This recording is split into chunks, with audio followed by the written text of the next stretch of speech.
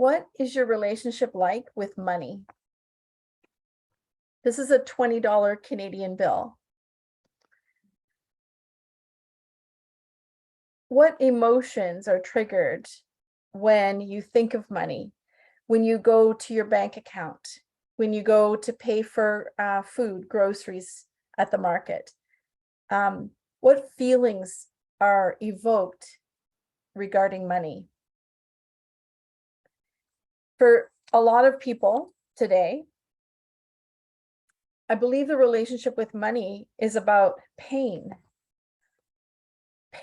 from being stolen. I know that's part of my experience. Is so many people have stolen money from me that there was a point in my life where I even said to myself, it's better not to have any money because then you don't experience the pain of it being taken from you. And so I actually started rejecting money. Maybe it's the pain of showing up at the cash register and your debit card or your credit card not going through, or not having enough money in your wallet. Maybe it's about stress, about paying bills, right? About lack, not having enough to pay the bills. Maybe your relationship with money is stress. Maybe it's about fighting. Maybe you associate money with fighting because as you were growing up, you saw your parents fighting over money. And so you learn to associate money with division, fighting, and maybe even divorce.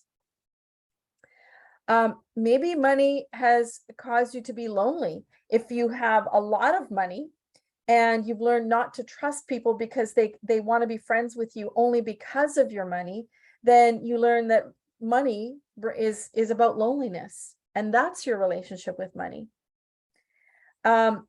Maybe your relationship with money is always chasing something, and that's the focus of your life, is to get more and more money. So in that case, that's a mindset of lack, is there's never enough. I need to keep chasing more and more money. No matter how much money you have, you always want more. And now there's nothing wrong with wanting more money, that there's nothing wrong with that. But it's about the relationship with money. How do you view money? What is the purpose for it in your life? And how is it serving you? And how is it helping you serve others? And our relationship with money determines whether how we, of course, relate to it. Do we avoid it? Do we avoid looking at our bank account to see how much is there? Do we avoid paying bills because we're afraid we're not going to have enough money, or we know we don't have enough money to pay the bills?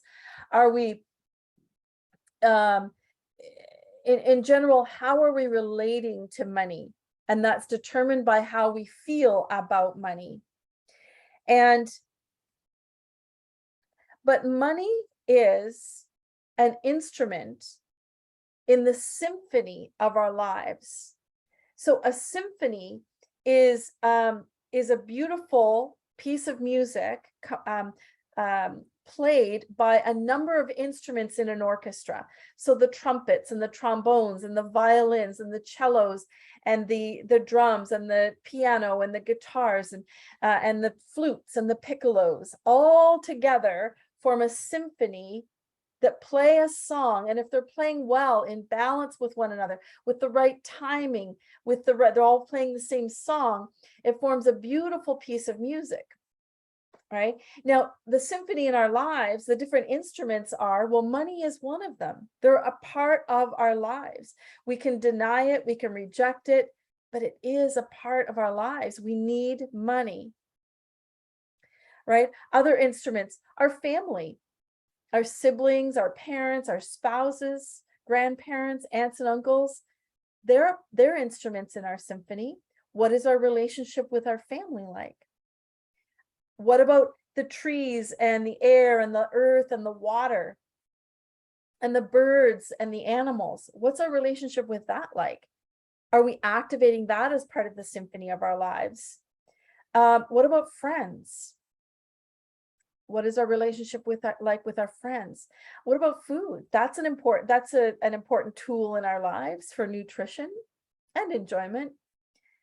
What about the creator? What's your relationship like with the creator? Is he someone that you avoid?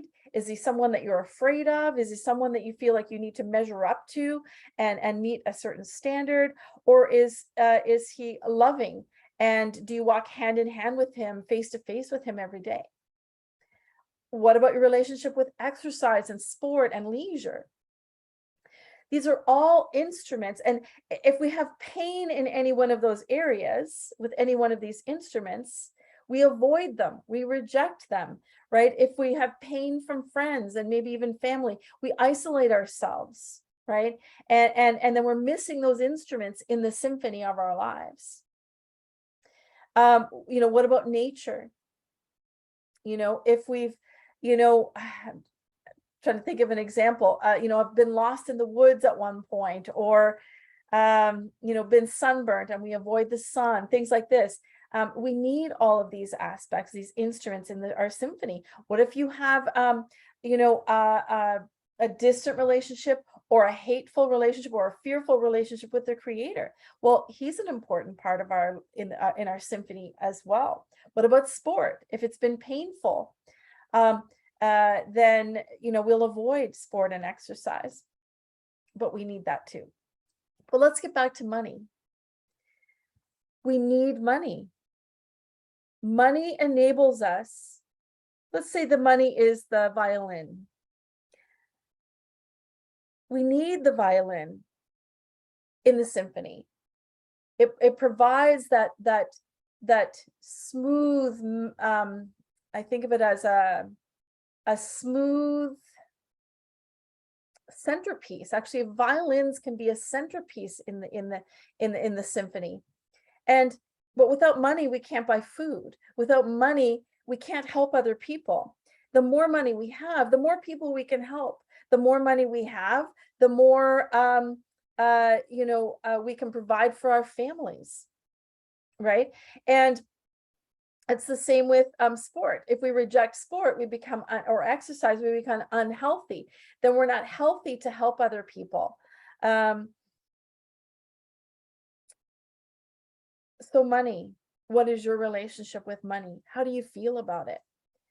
And when we don't have a good relationship with money, a good understanding of what money is, an understanding that when people steal from us, or our parents teach us that there's never enough, or our parents teach us that it's about fighting, we need to realize that's a lie. Money itself isn't fear. Money isn't about hate. Money isn't about fighting. Money isn't about loss or theft. People have taught us those things about money, but that's not the truth about money. And so when we learn lies about money, we reject it. We always reject pain, right? It's a human nature. We reject pain. So we're actually rejecting money on a spiritual level, on an emotional level, which translates to a physical level. We actually reject money based on the lies we've learned from other people. But we need to differentiate what people have taught us about money and what money really is, right? And we need to disassociate the pain from the money. And so we can do that by forgiving the people that have taught us wrong things about money.